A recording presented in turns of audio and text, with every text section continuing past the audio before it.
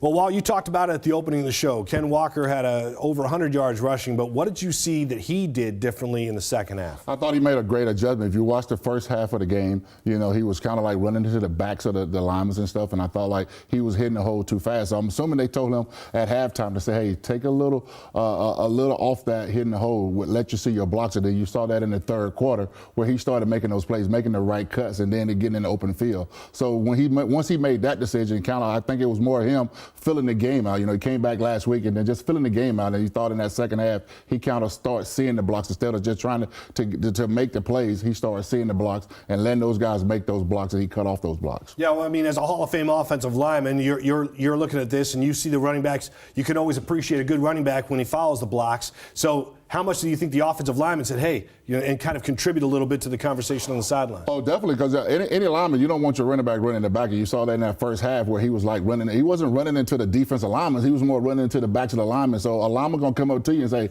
hey, you read off my block. So like you're saying, slow that down a little bit so you can read those blocks. But as an offensive lineman, you don't want your guy just not running to daylight. You always want your guy to run to daylight to see the blocks. In that second half, I thought he did a better job of seeing his blocks and making those cuts. How tough was it with the Seahawks playing without Tyler Lockett this game? I think it was tough for DK to open him up, because now they double teaming DK, and now they're not worried about the other guys. Now you need those other guys, those third receivers, those second receivers to make plays, and those guys there. And it made it tough for DK. He still made plays, but it still made it tough for DK because now they can roll coverage to DK, and now they can stop those other guys. So now when you have a guy like Lockett, like a quarterback on the team, he knows where to sit down and knows how the defense is playing. So you definitely need a guy like Lockett in there to understand what's going on and open it up for everybody else. Well, Pete Carroll mentioned in the postgame that the fact that this is a team that needs Geno to do what he does, of course, but he saw some opportunities where Geno could have run the football, and they kind of lamented the fact that he didn't break through on that one third down conversion where it seemed like he had 20 yards to run. But that's just one of those things like, oh, if Geno did this or if Geno did that, it's kind of just sitting back here as an armchair quarterback going, man, why doesn't he run the football when he has that chance? It looks so easy when you're sitting on TV. You're thinking like run, but he's a quarterback. His job is to get the ball into other guys' hands. And you saw Godwin was open.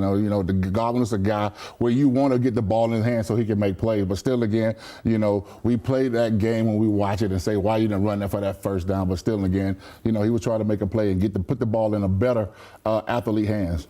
Let's turn our attention to the Chiefs' offense. We saw in the fourth quarter where Travis Kelce had a couple of huge catches and one just backbreaker for the Seahawks team. What does Kelce do that makes him one of, if not the best tight end? I think the thing that he does is he's great. He knows the defense with the defense. He's kind of like he knows what the quarterback is thinking. I always say I don't look like he's running routes. You look at other receivers, they running precise routes. It's almost like he's saying, just get open, get in front of the quarterback, or whatever that takes to get in front of the quarterback. And you saw that in the second half where now you go into this guy's going to make play. Let me put my mark on this game, and he did that in the third and fourth quarter. Yeah, it is funny because when you watch replays, it does look like he's just kind of wandering around out there looking for pockets to find, and it's a total mismatch when you have a tight end like that who's basically a receiver going up against a linebacker. It's tough, especially with the young guys. You still have to learn how to study. You have to learn the tendencies of those tight ends. And a young guy just ain't going to figure that out his second year in the league. You still just got to continually keep watching film. These guys are all pros. They know what they're doing. They know what you want to try to do to them, too. So that's what makes them so great. Defensively, they got a couple of sacks on Patrick Mahomes in the game.